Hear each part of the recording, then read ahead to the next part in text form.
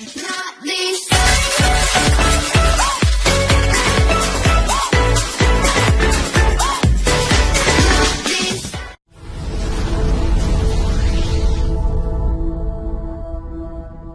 Why is that important? Because what it will do, it will cause you to focus. It will cause you to concentrate. When that other conversation is going on telling you what you cannot do, telling you all of the impossibilities and all of the obstacles, your concentrating will begin to create a larger vision within yourself, and you'll start looking for and seeing some new opportunities. You start creating some openings for yourself. As you begin to read that every day, day in and day out, that will make you focus.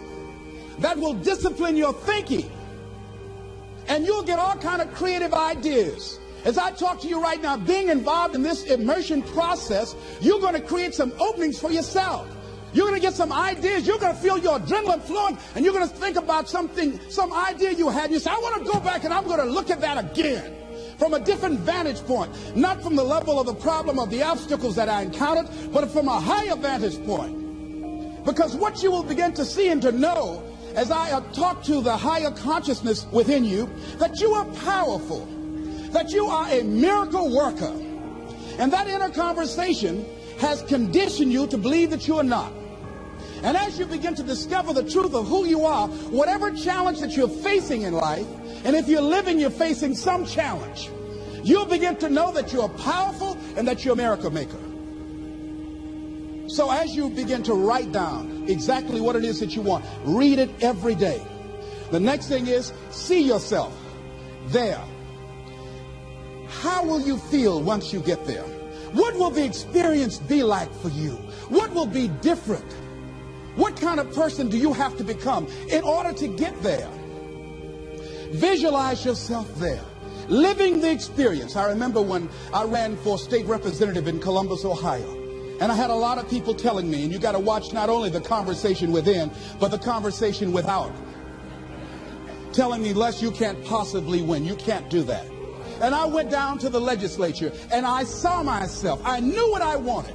I saw myself in the chair. I pointed out the chair that I wanted. I used to go and sit up in the galleries and watch the legislative process. I used to go to the committee meetings and listen to legislation being introduced. I learned how to write legislation, how to amend legislation. I started thinking like a legislator, got up every day dressing, thinking like that, selling myself on it, seeing myself in the legislature. Mr. Speaker, I'm the gentleman from the 29th House District. I'd like to introduce the bill. I went in the legislature, walked around. I had the experience of it. And when I ran and won against overwhelming odds, they were shocked. I won the election even before it was held because I was living it in my mind. You want to see yourself beyond your circumstances. You got a challenge, see yourself beyond your challenge. See yourself with the challenge already resolved. And knowing that all is well, seeing yourself in control and in charge of your destiny, being healthy and happy. The next thing is, it is important in the area of motivating yourself. It's important to know why you're doing it, because that mind will say, why bother? Why go through all this? This is too hard. No, throw in the towel. It's not worth it. Has it ever said that to you before? Here's how you can handle that. Here's how you override that. Write down 5 reasons why you deserve it. Why do you deserve what you want? Why you? Why do you deserve it? What meaning and value will it bring to your life? What's so different about you that you deserve your goal or this goal? And when you write down those 5 reasons, when you have some down moments, and you're going to have them, when that conversation starts talking to you and it's going to talk to you, what you will do is you can pull that out and read it, and it will build you up. It will be your rod and your staff to comfort you through some challenging moments, because you're going to have some. Life will knock you between the eyes. It will catch you on the blind side, come out of nowhere, stuff you can't anticipate. That will knock the wind out of you. You want to give up. That's why it's important for you to work on yourself, listening to tapes, building yourself up, talking to yourself with power, feeling, and conviction, building yourself up day in and day out, because it's coming. I guarantee you, Life is just waiting. Oh, he's doing good now, huh? Very good. I remember I had an experience. I was pursuing my dream. And that's why you have to work on yourself. You don't know what's going to happen. And I was telling people, I had this big rally I had to do with 5,000 people there. And I said, you must work on yourself. If you want a larger vision, you've got to empower yourself continuously, because life will catch you on the blind side. And after I finished my speech, I got a rousing standing ovation. And I went and called the young lady that I was dating at the time. I said, hey, guess what? I said, they love me. I got a standing ovation. And they were chanting, we want the motivator. We want the motivator. I said, listen, we want the motivator. Do you hear? She said, yes. Les, I need to talk to you. I said, well, wait a minute. You're talking about tough. I was getting off, and I'll be home soon. Les, I heard a voice in the background. Hurry up and tell him. Who's that? Les, you've been gone a lot, and there's somebody else. What? And they came in. Les, come on, Mr. Motivator. They want you back out there. Wait a minute, hold a minute. What'd you say? I'm sorry, there's someone else. I heard the voice say, hang the phone up. Come on. I say, wait a minute. I say, hey, Motivator, come on. They want you. Can't you hear them cheering? I say, okay. I say, when you working on a larger vision, I say, you got to really work on yourself, because life will catch you on the blind side.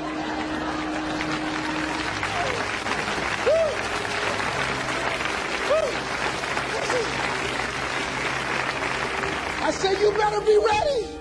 And you better make sure you want it, because it'll make you cry. And somebody said, the Spirit is on him. Thank you, thank you, thank you, thank you. I was talking till they started blinking the lights. They had to come pull me off, and I said, you got to have a larger vision. You make sure, wait a minute, you make sure you work on yourself. They said, come on, Mr. Brown, come on. Yeah. I went back to my hotel room, and loneliness and heartbreak was sitting on the bed, said, are you coming in now? Do you have your larger vision now? How's your positive attitude? Say, get on in here. Are you still breathing? Shut up. You want your gold? No, I don't want this gold now. Life will wear you out. You'll be saying, no, I can't, and no, I won't. You try to read it, can't see nothing through the tears. I went plundering through the drawers in this hotel trying to find a Gideon Bible, anything, you know. I said, somebody, anybody help me. Yahweh, Yahoo, anybody. Boy, I tell you, that's why you got to work on yourself. Because life will send you some curves you cannot anticipate. The next thing is that whatever you do, you want to develop technical mastery. You want to be the best at what you do. You want to master it. See, part of self-motivation is you've got to find something that gives you a strong sense of competence. Well, you become known for that. You develop a reputation of being good at doing that. You set some high personal standards for yourself. You're not competing with anybody else. You're just unfolding yourself to be the best person that you could be. That you want to give the best quality service that you can give, because that is a statement about who you are. The other thing that's the key to self-motivation is recognize the fact that you're going to get into some slumps. Recognize the fact that you're going to encounter a great deal of failure in life. It goes with the territory. But in the face of that, you want to be relentless. When you want something, you don't expect everybody to say, oh, come on in. Oh, you want this? Oh, great. We want to give this to you. You're such a nice person. You're doing it for your family, aren't you? Great. No, life isn't like that. No, many doors will be closed in your face. Many loans that you will want. And they'll say, no, you don't have enough collateral. You don't have enough credit. And most people will give up. But you've got to decide that I'm going to be fearless. I refuse to be denied. And I'm going to go all out. I'm going to be relentless. I don't care how many no's I encounter. I like something Isaiah Thomas said when he was getting ready for a basketball game. He said, I'm going to either shoot us in or shoot us out. But I'm not going to not do anything. And that's the way to go. You can't make a basket unless you shoot the ball. You can't hit a home run unless you take a swing at it. Most people won't even take a swing. Well, I probably won't make it anyhow. That's the conversation within. They probably won't give it to me anyhow. If you want something, you've got to be relentless. You've got to decide, I deserve this, and I'm going to have it. And you go all out to get it. That drives you.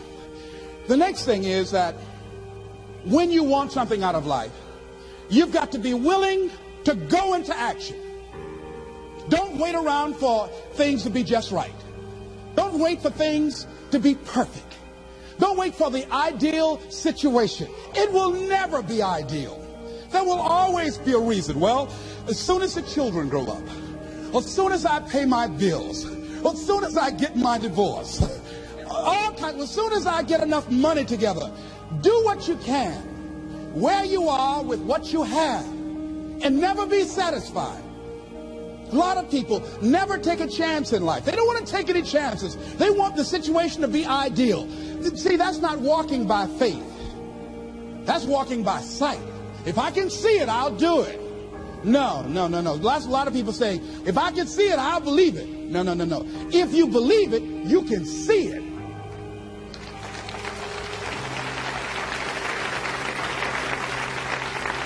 And don't be disturbed because no one else can see it. That's not unusual. That is ordinary. But because you want some different kind of results in your life, you've got to be willing to be unreasonable. If you want unreasonable results in your life, you've got to be willing to be unreasonable. Part of being unreasonable, you don't judge according to appearances. Part of being unreasonable, you can see it because you believe it. That's part of being unreasonable. Part of being unreasonable, you're like Paul who said, you must have the faith to call forth those things that be not as though they were. That's part of being unreasonable. Most people won't do that. Most people say, call me when you get it together. Then I'll support you. The other thing is that one of the keys to self-motivation that empowers you is that you want to find a cause larger than yourself. Find something that you can contribute to. Find something that you can make a difference because you can. Part of what feeds your larger vision, part of what gives you a reason for being, part of what gives you your life is being able to give something back. Say, I can't afford to give anything. You can't afford not to give. Give your time. Give your talent. There's nothing just to go over and lick envelopes. I don't know exactly what I'm going to do, but I'm going over there. It's part of my tithing in the universe. Once you develop that special sense of mission, and that's what you develop when you're part of a larger cause than yourself, it drives you. You don't need an alarm clock to get up in the morning. You have special power. You'll go places and folk will like to be around you. They will know there's something different about you. When you go in, they'll say, hey, that's somebody important. I want to know who you are. I just want to be near you.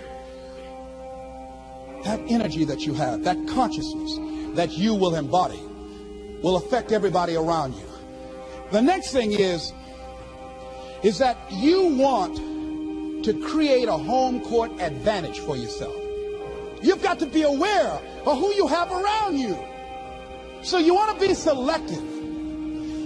Have friends that will enable you to grow. I have friends that help me to grow spiritually. These are my spiritual friends. I talk spiritual stuff with them. I have some other friends who are just intellectual friends. They make me grow intellectually. They make me stretch. I have some professional friends. I'm a member of the National Speakers Association. I get together with other speakers and we learn from each other and we grow from each other. I have other friends who are just social friends. All we do is just socialize together. We'll look at a basketball game together or go out dancing, but that's all we can do. We don't talk anything serious, nothing spiritual, nothing intellectual. That's not that kind of relationship. Nothing heavy up in here. Relationship. Nothing heavy up in here.